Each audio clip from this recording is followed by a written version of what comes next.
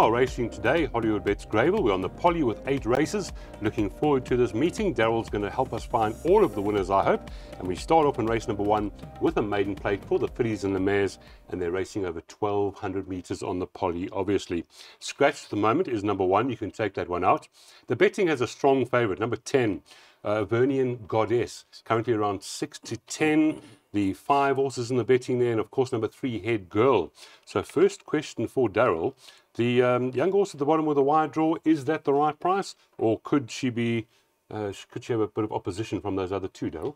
I do believe she deserves to be odds on, Lal. You know, like a butterfly, Head Girl, both very limited, both had their chances. Arvernian Goddess last time, I distraught that she got beat. Did you lose on that one as well? But in saying that, the filly that beat her, Ubekwe Bazani, Yeah. she trounced her on debut on the Poly track. Yeah. She beat her, and it was her debut effort. So maybe this filly's better on the Poly track. Let's see. I think she'll take all the beating. Certainly a bipod banker, and the opening leg of any tote all to come. So banker number 10, Arvernian Goddess. Hey, that's the confidence we need here. So bipod coming up on screen, 180 Rand. And Daryl quite strong here of number 10, Vernian Goddess, in the first race this afternoon.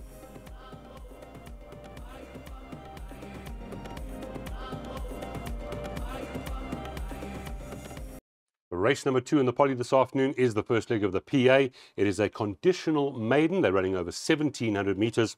And I can see the money really has come for the 2 Raiders, or the first time Poly runners, number 4, High Q, and number 6, Bella's Pablo.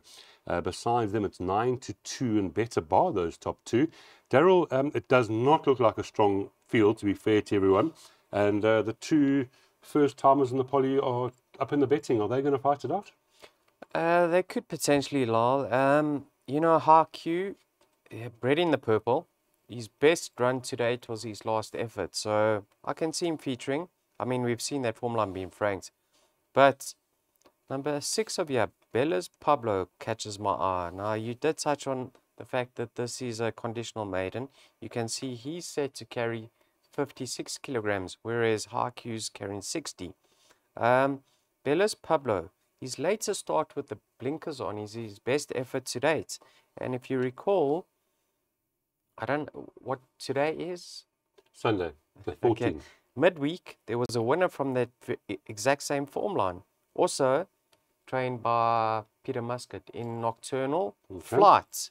You franked that form. Oh, your memory's good. So I think carrying 56 kilograms, he should really be competitive if he just reproduces his latest effort.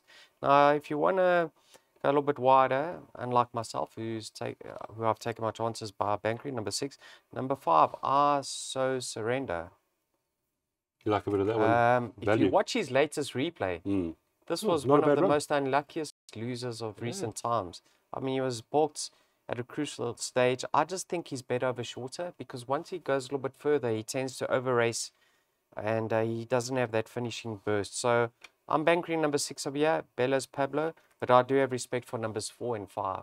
Okay, so banker 6 in that first leg of the PA for Daryl, and that of course being Bella's Pablo, who does receive 4 kilograms from High Q, both of them on local debut, and a bit of value maybe about number 5, I Surrender. So there we go, PA time, 1,300, race 2 this Sunday.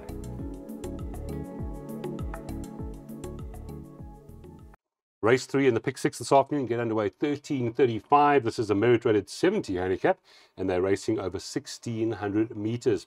Betting does have this race quite open, with number 2, Porphyrio, narrowly your favorite there, with Gavin aboard for Kumnadu. But I think there are quite a few with chances here. So, Daryl, how many do we need for the first leg of the pick 6? Field. Field, yeah. Unfortunately, I didn't tip one, Lyle, because it was just too costly. Too so tricky. I've suggested a pick 3 on screen for the viewers. Lyle, opening leg, there should be a lot of pace in this race. Firstly, all around the world, he likes to take the bull by the horns and set his own fractions up front. Porphyrio is also a horse that likes to push forward. Fish Eagle can, Wave Warrior, Blazing Light. So I think the pace is going to be honest. Porfirio, if this horse just settles in running, I think he could be a factor because on that run behind King's Island, he should have the beating of All Around the World. But now and again he just takes too hold of the bit and over races. A horse like number 3 of Yalal, National Dream, I would have loved to see him over 1800 or 2000, but because of the pace in this race, I think that could set it up for him. It is a small field. He shouldn't be too far off the pace turning for home. And his last start, he was too handy in running. He's better when ridden more quiet. So I've only got numbers 2, 3, and 5 in the opening leg of the Bipot. If you want to go wider, you can certainly include Silent Trigger and Bomb Bomb, who gets refitted with the blinkers. Like I say, from now on in, becomes a nightmare, so tread cautiously. Sure, you did say it, and I see what you mean. So there's the pick 3 up on your screen, race number 3, first leg of the pick 6. It's not going to be the easiest pick 6 this afternoon, but the time to jot down, 13:35, race number 3.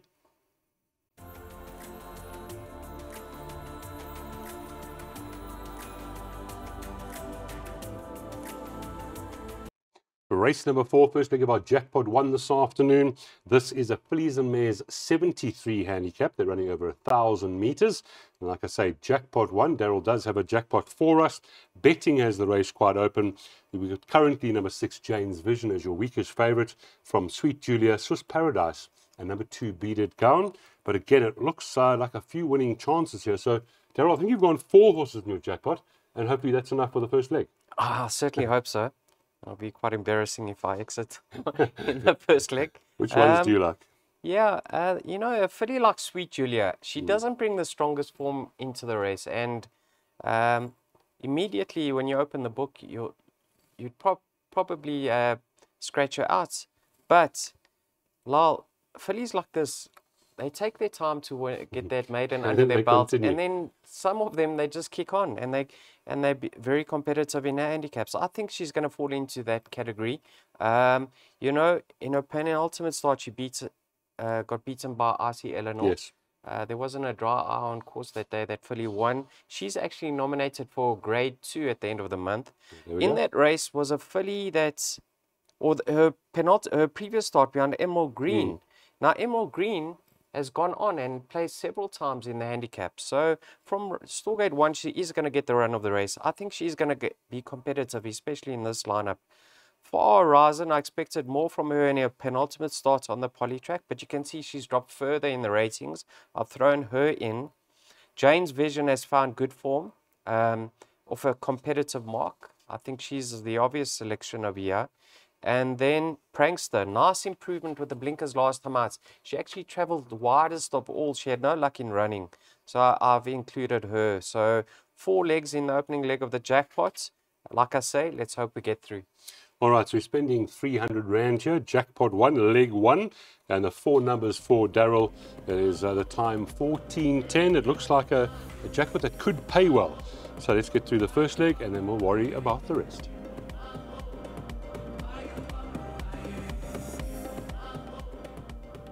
Race number 5 is the first leg of our Jackpot 2 this afternoon on Hollywood Bets Greyville Poly. 1,000 meters, merit rated 76 handicap. Again, this race looks really trappy. I'm glad Daryl's sitting here because it looks almost impossible to me. 1 Too Many is in the betting there. Weakish favorite, joint with number 2, Love in Winter. Also featuring in the betting is number 10, in Dhaka, after a very good win last time. Shara Sands, number 9. Bless Me Fred. I could go on. Daryl, how many are we putting in the first leg of this Jackpot 2? Once again, I wish I could put the field. It's too expensive. I went with 3 runners here, Lyle. You touched on Dhaka. I mean, this horse, on his day, if he breaks well, over 1,000 meters. Uncatchable. Yeah, they battle to latch onto him, and he just gets away from them and keeps rolling. I think the stable's found a bit of form. Will I imagine? Love in Winter, Lyle, is 4 kilograms better off this time round. Okay. And if you go back in Love in Winter's form, he's certainly much better over 1,000 meters. And he's drawn 2 as opposed to 10. Yeah. I certainly can see him going close to reversing the form with Ndaka. But I've got respect for both. The horse I'm leaning towards is number 4, Mask On. I think I found a little bit of value in this race. Now you can see 1400 on the turf isn't his game. Penultimate start, wide draw over 1200. Look at that. He had excuses. He raced terribly wide in running. 3 runs back, he finished close up behind Chara Sands, and his rating has dropped further.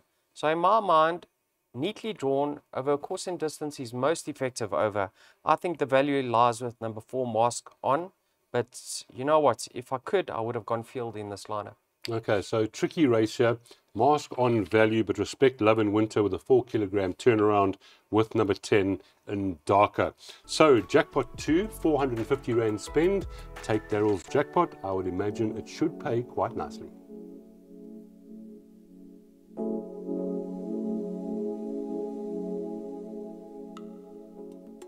Race number 6 this afternoon is the Fillies and Mares 68 handicap, 1400 meters. Quite an open race as far as the betting is concerned, with number 1, Miss Lila, being slightly top of the boards there at around 33 to 10, but quite a few in the market. Darryl and I, this is the one race we chatted about off air, and Miss Lila, we both chatted about her with a draw, course and distance record. Muzieni, you were talking about it. She's got to have a chance, but it's still an open race. Yeah, on stats, you'd probably be leaning towards her because, like you touched on, all 5 victories of the course and distance. Muzi's 3 from 4. She's drawn 1. A lot in her favour. I've certainly included her, but like you normally say, Lal, Fillies and Mares, field and more. Field and more. Yeah. Especially 68 and less. Puff of Smoke in good form. Since being rested, I mean, she's certainly improving in each and every start. Neatly drawn. Fort Jador. I'm of the opinion that this filly, if she gets to the front or handy, she is more than capable. She's formed part of my selections. Perfect Trust. 1,000 meters in her penultimate start, stayed on nicely. 1,200 might still be a little bit short for her. So 1,400, I think this is ideal trip for her. She's going to go into all my perms. Another horse who likes the course and distance. Yes, and then Miss Gibson, number 10. Yogus's form has turned. His stables are having winners again. I think she's better on the turf, but I'm not too concerned about that draw. You know, she's a filly that likes to be dropped out and be given a chance. If they go quick enough up front, she'll be flashing home very late, and I wouldn't be surprised to see her feature or contest the finish. So, very tricky, Lyle. Tricky race, and you might have found some real value there with number 10, Miss Gibson. But you heard from Darryl, there are quite a few that we need to include here. So Darryl's opted for a pick 3 here, races 6, 7 and 8. Pick 3, 150 Rand to spend, and he's included quite a few.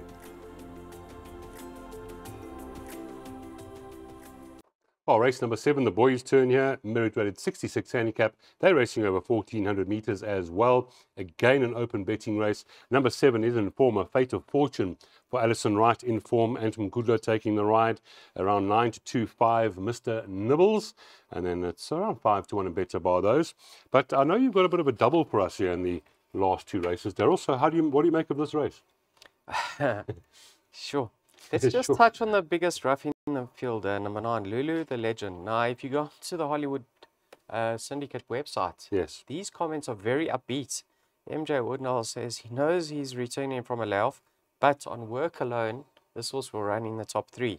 So if you are playing trifectas and quartets, or if you even want to go wide in my double, possibly throw in number 9, Lulu. And that's a real character, MJ Woodnall. Yeah, he's absolutely. A real character, yeah, lovely yeah. man. Okay, so there's a good bit of roughie, yeah? Now on paper, Fate of Fortune and Brave Voyager, nothing separating the two of them. You know, Brave Voyager had to work very hard in the early stages, and Fate of Fortune got to him, but Brave Voyager rallied. So, Fate of Fortune's second run after arrest, I don't know. I can see him winning, but I think Brave Voyager could potentially hold him and some value as well there, yeah? Okay. And then I've thrown in a little bit of a roughie over here. Brass Bell, number 1. Last time out, 1,200, he's well held. But 1,400 this time from a 1 draw. I'm hoping he's a little bit closer to the pace. Don't be surprised to see him feature here. But I'm not bullish with regards to my last double. Spend a few Rand. They can add on. Pray for the best. Yeah, add on. You've got to have a stance, don't you? Yes, yeah. And it's a merit rated 66 handicap, so it says it all. All right, so we're going to go with that double for the last race. Darryl's taking a chance here. Race 7 and 8. There's your double up on screen. And remember, you can add to those, no problem whatsoever.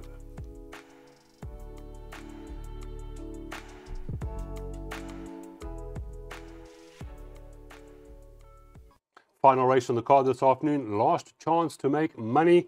It is a 66 meter graded handicap over the 1400 meters again. Not easy, but the good news is it looks like Daryl's found some value for us. I was looking through this going, oh my goodness, someone help me. And Daryl's got hopefully the answers for us. Yeah, Lyle, instead of paying you for helping us out this week, and I thank you for that, I'm going to give you a winner at 20-1. Number 4, La Ultimo. Thank you, thank you. Yeah, I think he's a value in this race, certainly. Have a look at his rating, down from a 75 to a 59. On several form lines, he's many kilograms better off. So that brings him to the play of year.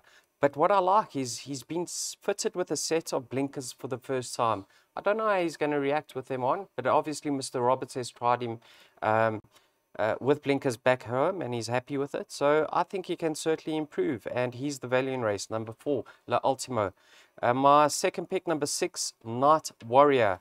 Now in his later start, he wasn't giving up in the latter stages, Lyle. He fought all the way down to the line, and I like the fact that he's been stepped up to 1400 now.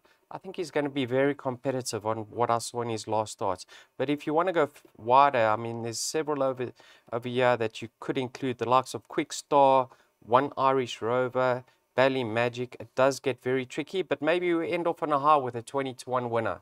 Absolutely, all right. So nice value there. Number 4, La Ultimo. And we're going to take that swinger in the final race. And I would like to say thanks for contacting our modelling agency, because I think you guys needed a face like mine. Jokes aside, get that bet on for the final race on Sunday out at Hollywood Bets Greyville on the Poly.